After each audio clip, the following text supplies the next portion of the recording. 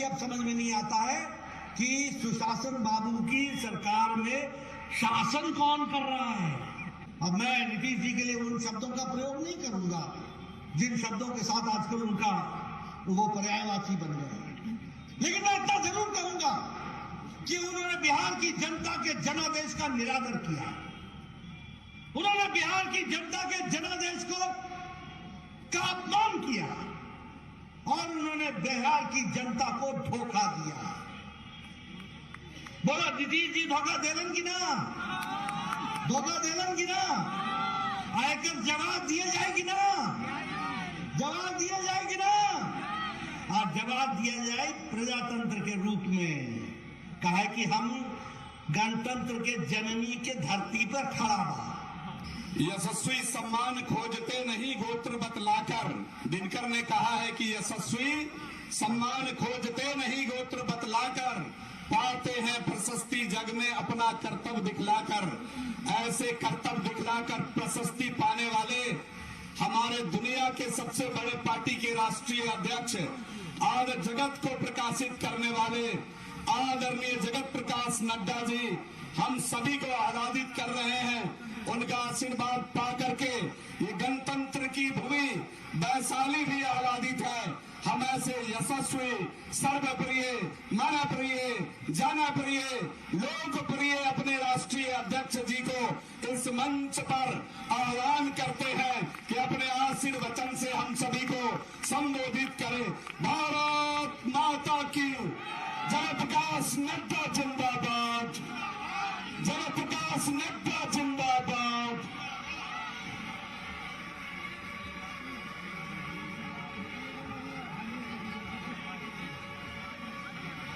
बोलिए भारत माता की, बोलिए भारत माता की, भारत माता की।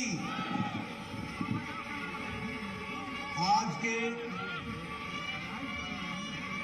इस विशाल जनसभा में मंच पर उपस्थित भारतीय जनता पार्टी के प्रदेश के अध्यक्ष डॉक्टर संजय जायसवाल जी, हमारे विधानसभा में प्रतिपक्ष के नेता श्री विजय कुमार सिन्हा जी, हमारे विधान परिषद में प्रतिपक्ष के नेता श्री सम्राट चौधरी जी, हमारे केंद्र में मंत्री श्री नित्यानंद राय जी, हमारे यहाँ के इस क्लस्टर के प्रभारी और भारत सरकार में मंत्री श्री वीरेंद्र कुमार जी, हमारे बड़े भाई और पूर्व में मंत्री रहे सम्मानीय श्री रवि शंकर प्रसाद जी, हमारे सांसद मुजफ्फरपुर के श्री अजय निषाद जी, पूर्व उप मुख्यमंत्री तारकिशोर प्रसाद जी, बहन रेणु देवी जी, हमारे बिहार सरकार में पूर्व मंत्री मंगल पांडे जी, सैयद शाह नवाज हुसैन जी,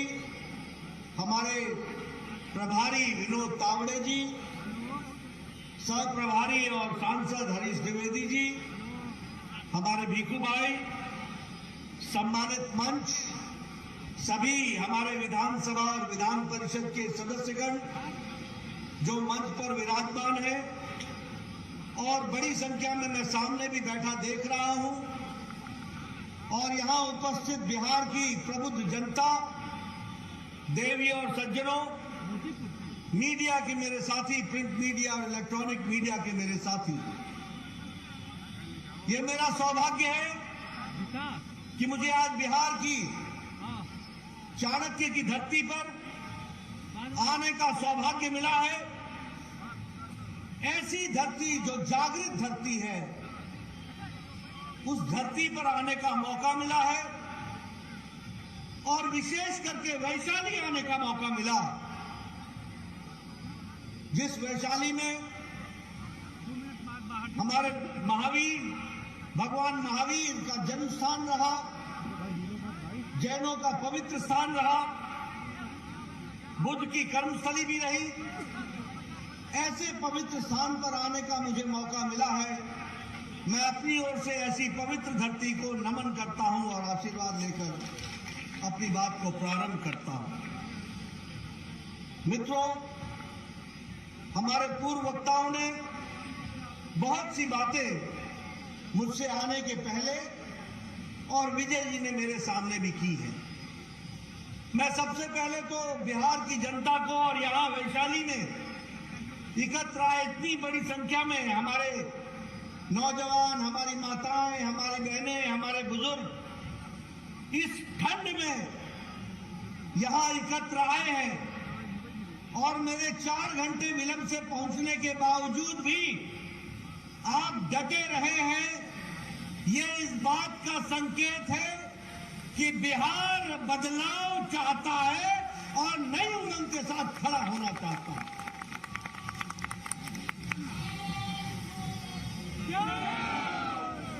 आपके इस ठंडक में, इस गर्मी के साथ, इस गर्मजोशी के साथ यहां उपस्थित होना इस बात का सूचक है, इस बात को इशारा करता है कि आप सब लोगों ने वर्तमान व्यवस्था को उखाड़ के फेंकने का और विशुद्ध भारतीय जनता पार्टी के कमल के निशान का आह्वान करने का आपने संकल्प ले लिया और इसीलिए ये जो आप सोच रहे हैं इसको साकार करने का काम भारतीय जनता पार्टी ने भी संकल्प के रूप में लिया। और हम क्यों न लें, अगर हमारे पास भारत के यशस्वी प्रधानमंत्री नरेंद्र मोदी जी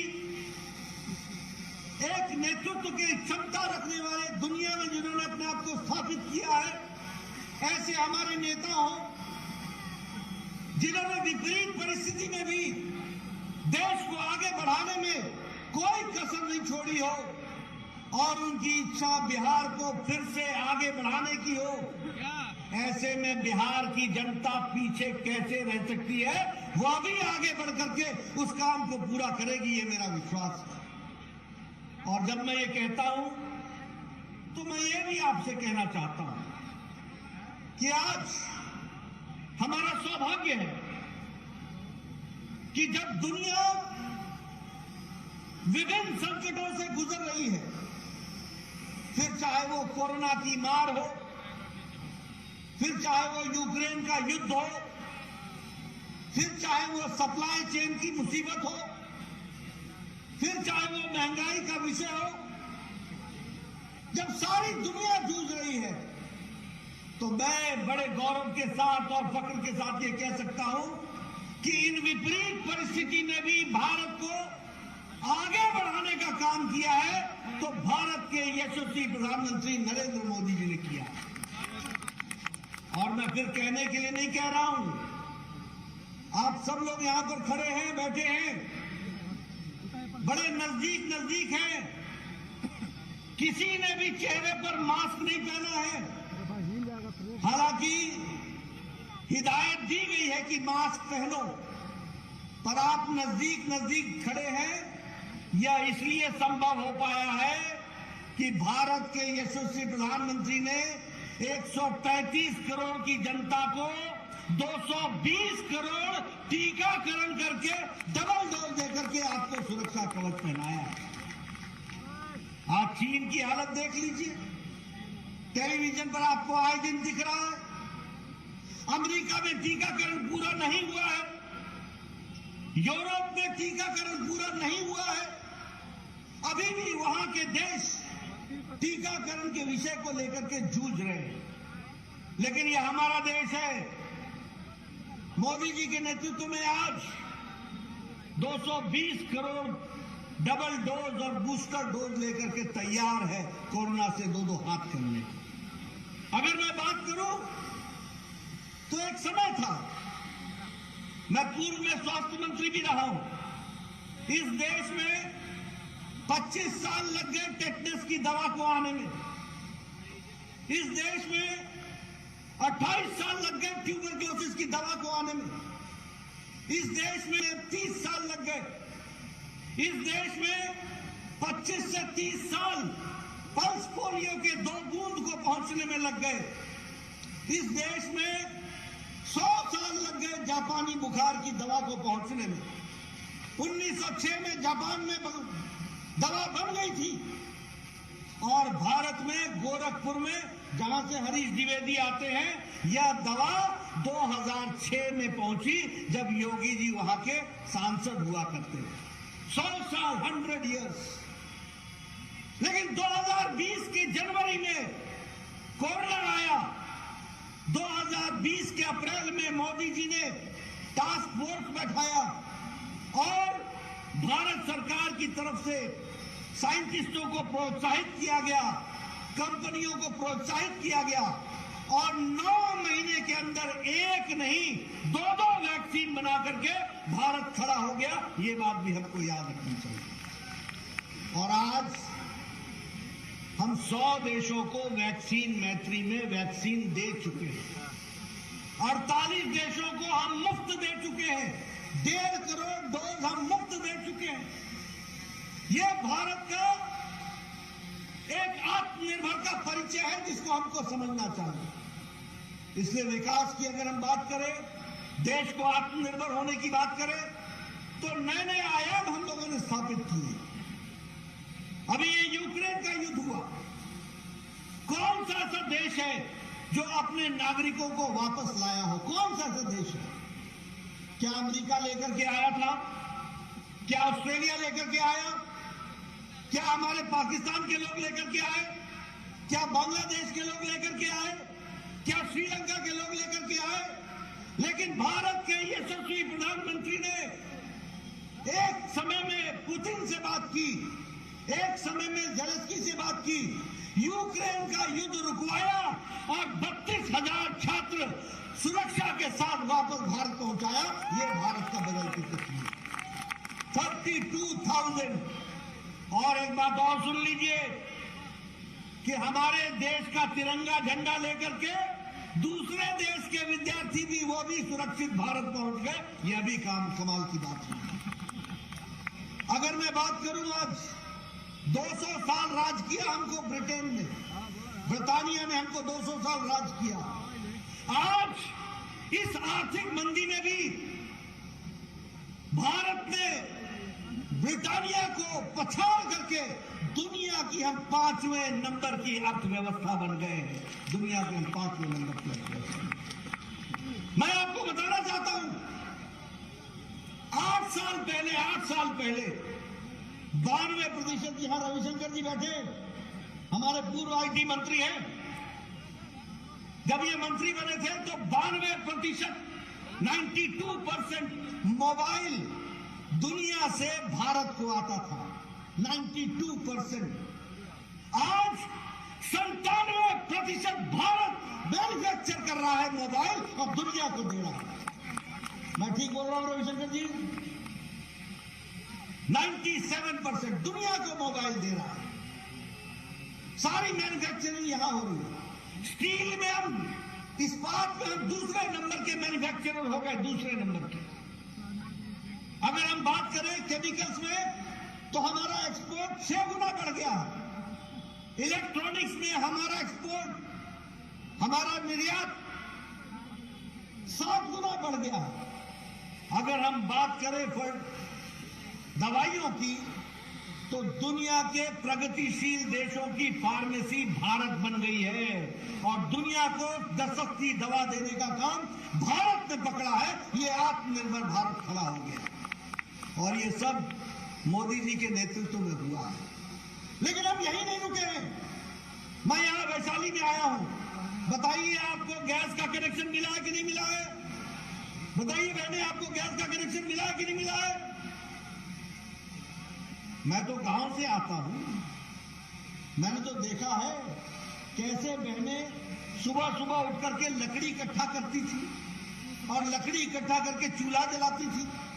और आपके यहां गोईठा बनाया जाता था, उसको थापा जाता था। क्या बोलते हैं? थापना ही बोलते हैं। थापना ही ना। गोईठा थापा जाता था, धूप में सुखाया जाता था, उससे चूल्हा जलाया जाता था और तब जाकर के धुएं के बीच में 1 कप चाय बना करके बहनें अपने पति देव को दिया करती थी। आजकल 11 करोड़ बहनें हैं लाइटर से टक से गैस का चूल्हा जलाती हैं और 15 मिनट में चाय पिलाती हैं और 1 घंटे में भोजन खिला करके पतिदेव को विदा कर देती है, जाओ काम पर जाओ। ये महिला सशक्तिकरण हुआ। मैं बिहार में बचपन में न गुजरा, मैं आपके सामने वो तस्वीर कहना नहीं चाहता हूं, लेकिन क्या ये सच्चाई नहीं थी कि सुबह सूरज उगने के पहले और शाम को सूरज ढलने के पहले बाद हमारी बहनें गांव से निकल करके झुंड की झुंड अपने दैनिक नित्य कर्म के लिए जाया करती थी? क्या ये तस्वीर नहीं देखी?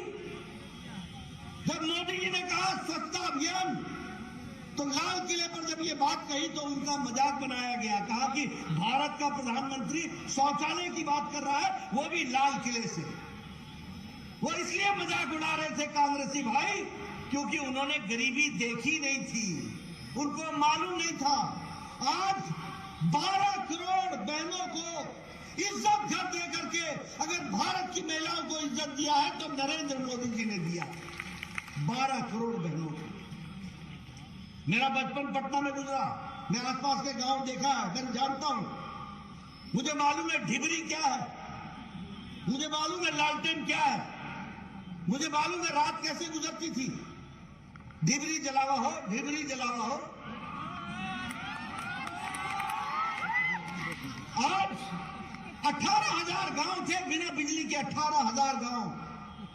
आज मोदी जी ने 18,000 गांवों को बिजली से युक्त कर दिया है और 2.5 करोड़ घरों तक बिजली पहुंचा दी है। ये आप समझिए।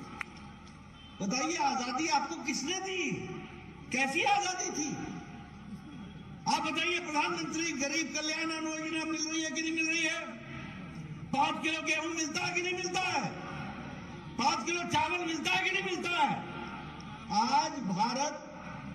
आज भारत अति गरीबी में 1% से भी नीचे हो गया।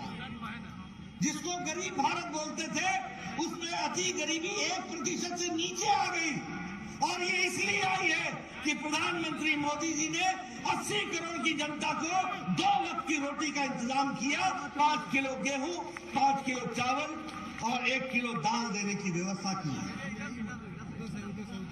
मुझे याद है मैं जब पहली बार एमएलए बना तो मेरे पास, और आप सब लोग जितने एमएलए बने हैं सबका आपने देखा होगा, इसका इलाज कराना है, इसका बाईपास होना है, इसको स्टंट लगना है, इसका किडनी का ऑपरेशन होना है, इसका गुर्दे का ऑपरेशन होना है, इसका लीवर का ऑपरेशन होना है, इसको 3 लाख लगेगा, इसको 2.5 लाख लगेगा। और मैं स्वास्थ्य मंत्री होता था और मैं कहता था देखो भैया, मैं इतना तो नहीं दे पाऊंगा, कुछ तुम इंतजाम कर लो, मैं तुमको 1 लाख दे देता। मन में पीड़ा रहती थी कि ये 1 लाख दिया है, इससे बचेगा कि नहीं बचेगा मुझे मालूम नहीं, क्योंकि उसके पास अगर व्यवस्था और नहीं हुई तो ऑपरेशन नहीं होगा। लेकिन मोदी जी आए, भारत के प्रधानमंत्री बने, उन्होंने मुझे स्वास्थ्य मंत्री बनने का मौका दिया और कहा नड्डा कुछ बड़ा करना है और देश के गरीब लोगों की हमको स्वास्थ्य सुरक्षा देनी है। आपको जानकर खुशी होगी कि मोदी जी ने आयुष्मान भारत में 10 करोड़ 74 लाख परिवार, यानी 50 करोड़ लोग, और 50 करोड़ लोग का मतलब होता है सारी अमेरिका की जनसंख्या, सारी मेक्सिको की जनसंख्या, सारी कनाडा की जनसंख्या और आधी यूरोप की जनसंख्या जोड़ लो तो भारत का आयुष्मान भारत बनता है। इस बात को समझना चाहिए। और क्या किया? इन गरीब लोगों को 5 लाख रुपए का गंभीर बीमारी से लड़ने के लिए स्वास्थ्य का कवच दिया, 5 लाख रुपए, और हर साल दिया। अगर 2022 में आपका 5 लाख खर्च हो गया तो 2023 की जनवरी को मोदी जी फिर से आपके लिए 5 लाख रुपए लेकर के तैयार हैं कि अगर कोई गंभीर बीमारी होती है तो आपका इलाज होगा। क्या ये बदलता भारत है कि नहीं है? बोलिए, ये बदलता भारत है कि नहीं है? बदलता भारत है कि नहीं है? मैं यहां से आ रहा था, अभी मैं निकला। आप बताइए ये जेपी सेतु कब बना? आप बताइए ये नेशनल हाईवे पर काम कब चला? आप बताइए ये फ्लाईओवर कब बन रहे हैं? आप बताइए विकास के लिए आपके गंगा पर ही 5 बड़े ब्रिज बन रहे हैं कि नहीं बन रहे? बन रहे हैं कि नहीं बन रहे? 5 बड़े ब्रिज। एक क्रांति आ रही है। मैं जब हेलीकॉप्टर से कई बार जाता हूं तो हर नदी पर देखता हूं कहीं ना कहीं कोई ना कोई पौवा खड़ा हो रहा है, कोई ना कोई ब्रिज बन रहा है। ये 3 किलोमीटर का है, ये 6 किलोमीटर का है, ये 7 किलोमीटर का है। आप तो 6 और 7 किलोमीटर गिनते हैं ना, मैं तो गिनता हूं कि पैसे कितने लगे तो पता लगता है ये 1,500 करोड़ का है, ये 2,500 करोड़ का है, ये 3,000 करोड़ का है, ये हजारों करोड़ की ब्रिज आज बन रहे हैं। ये बिहार की तस्वीर और तकदीर बदल डालेंगे, इस बात को भी हमको याद रखना चाहिए। और मित्रों, मैं बड़े गौरव के साथ कहता हूं, ये सब काम कब हुए? जब भारत के प्रधानमंत्री मोदी जी बने। 1,25,000 करोड़ का मोदी जी ने ऐलान किया था। 56,000 करोड़ की तो आपकी सड़कें बन रही हैं, नेशनल हाईवे बन रहे हैं। 3,000 किलोमीटर की आपकी नेशनल हाईवे थी, आज 5,500 किलोमीटर की नेशनल हाईवे बन रही है। एक नए इंतजाम के साथ काम हो रहा है। लेकिन हाँ, एक बात मैं जरूर कहना चाहूंगा कि ऊपर से हम लक्ष्मी तो पूरी दे दें, लेकिन अगर नीचे जंगल राज हो तो लक्ष्मी का क्या करना? मैं ठीक बोल रहा हूं क्या? अगर ऊपर से हम आपकी मदद भी कर दें और नीचे अगर जंगल राज हो तो क्या होगा? भ्रष्टाचार होगा, और भ्रष्टाचार के साथ साथ विकास में गतिरोध होगा। मैं यहां बैठा हूं, अभी गोपाल ठाकुर जी मेरे को मिले थे। मैं जानना चाहता हूं, मैंने नीतीश जी से एक बार नहीं 4 बार 5 बार बतौर स्वास्थ्य मंत्री कहा कि दरभंगा का all India institute of medical sciences के लिए जमीन दीजिए। बड़े मुश्किल से जमीन मिली है, लेकिन मैं हिमाचल से आता हूं, मैंने भी एक बिलासपुर में एम्स बनाया। कोरोना के दौरान भी 5 साल के अंदर एम्स का शिलान्यास भी किया और एम्स बन करके तैयार भी हो गया। ये स्थिति हुई है, लेकिन बिहार में चीजें खिसकती नहीं है। फिर भी हमने कहा है 1,200 करोड़ रुपए भारत सरकार ने, मोदी जी ने दरभंगा के all India institute of medical sciences के लिए दे दिए हैं। बिहार सरकार ने 85 एकड़ जमीन हमको दे दी है। हमको 200 एकड़ चाहिए, उसकी व्यवस्था करनी होगी और उसको आगे बढ़ाना होगा हर दृष्टि से। आप बताइए, ये शाहनवाज हुसैन हमारे मंत्री थे, इन्होंने मखाना इंडस्ट्री को आगे बढ़ाने का काम किया कि नहीं किया? और जहां छोड़ा वहीं रुक गया, जहां छोड़ा वहीं रुक गया। आप बताइए, ऐसी सरकार को रहने देना है क्या? ऐसी सरकार को रहने देना है क्या? मुझे नहीं मालूम कि नीतीश जी ने जो भी फैसला किया ये उनको मुबारक, वो जाने, लेकिन क्या सोच के किया? बिहार की जनता का क्या किया? भारतीय जनता पार्टी, हमारे कार्यकर्ता, हम सब लोग बिहार को विकास की ओर ले जाना चाहते थे। अब मैं नीतीश जी के लिए उन शब्दों का प्रयोग नहीं करूंगा जिन शब्दों के साथ आजकल उनका वो पर्यायवाची बन गए, लेकिन मैं इतना जरूर कहूंगा कि उन्होंने बिहार की जनता के जनादेश का निरादर किया। उन्होंने बिहार की जनता के जनादेश का अपमान किया और उन्होंने बिहार की जनता को धोखा दिया। बोला नीतीश जी धोखा देलन की ना? धोखा देलन की ना? आयकर जवाब दिए जाएगी ना? जवाब दिया जाएगी ना?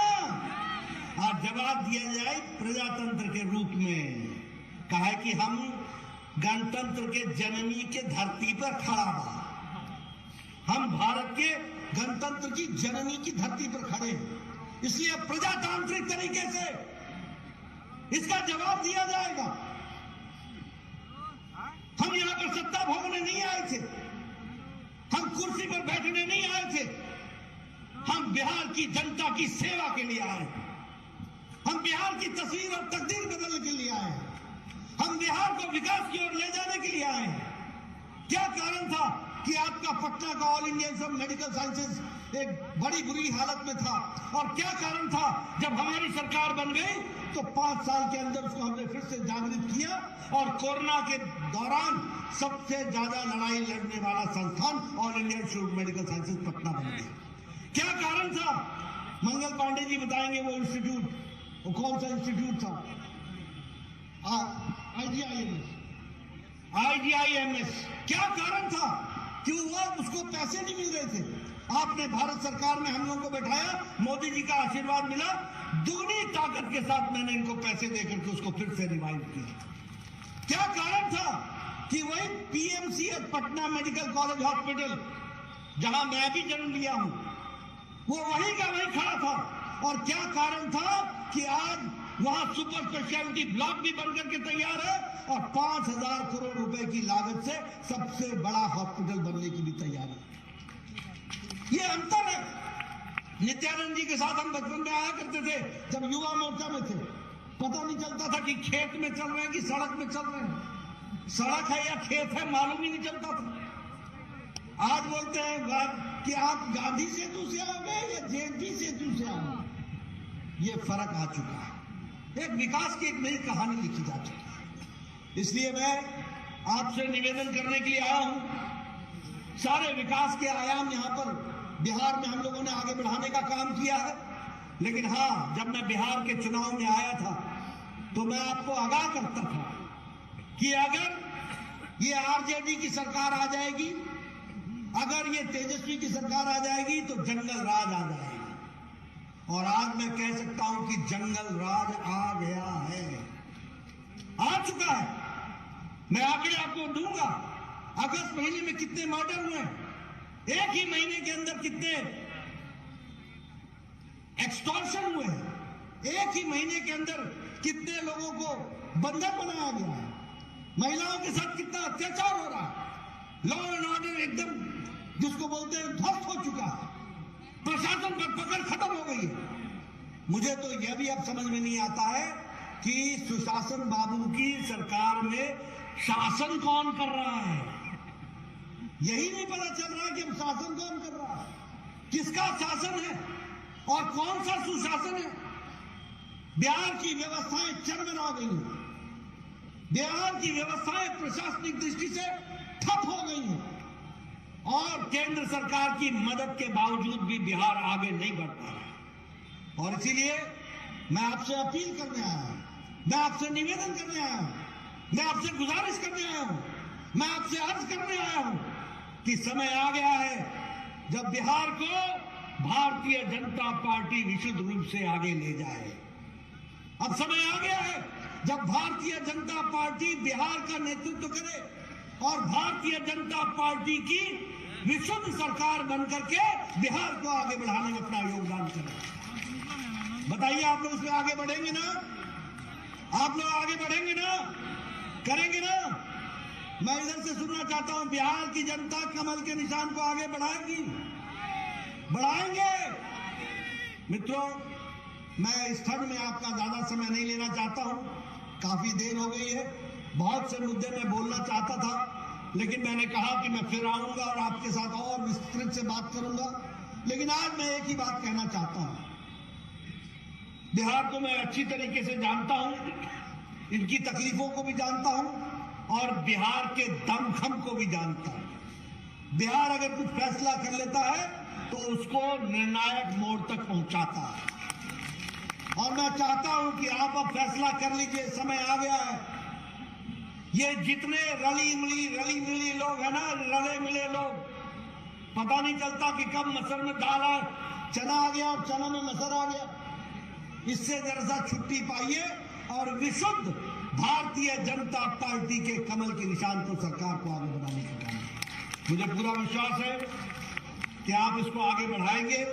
आपने इस सर्दी में भी मेरी बात ध्यानपूर्वक सुनी। आपका बहुत बहुत धन्यवाद। जय भारत, जय बिहार।